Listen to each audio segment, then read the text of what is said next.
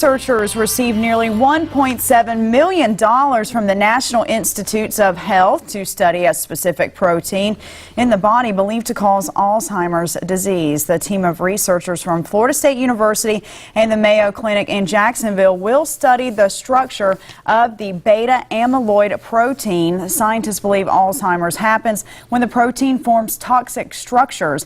The researchers eventually want to make a drug to prevent those structures from forming. And to talk to us more about Alzheimer's disease is James Smith with the Alzheimer's Project in Tallahassee. Well, James, first off, tell us about the need for research like this. Well, research is extremely important. When major diseases receive research funding, disease deaths continue to go down. So, for example, cancer currently receives over $5.4 billion in research, and those rates have declined significantly, whereas Alzheimer's disease, over the last several years, death rates have increased by over 68%. So, more funding usually leads to less deaths. And this disease has huge impacts on families. Tell us about those impacts. Well, Alzheimer's disease currently affects over 5.4 million Americans, over 450,000 here in Florida alone.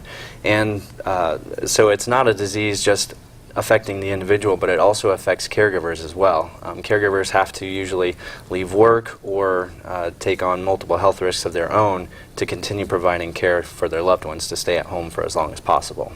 And that's where you guys come in. Correct, yes. So I work at the Alzheimer's Project. We're a local nonprofit organization that helps the community keep their loved ones at home for as long as possible. All of our services are offered completely free of charge, including counseling, support groups, and day respite programs. And for those living with Alzheimer's, is there any way to reduce those risks? The greatest way to reduce the risk of developing Alzheimer's is to not get old. The leading cause of it is reaching the age of 65 plus, but otherwise it would just be to have a moderate lifestyle of good exercise, a healthy diet, and doing what our doctors have told us all along.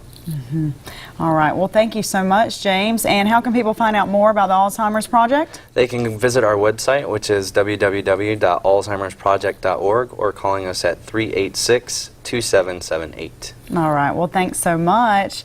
And time now to check in with Alex.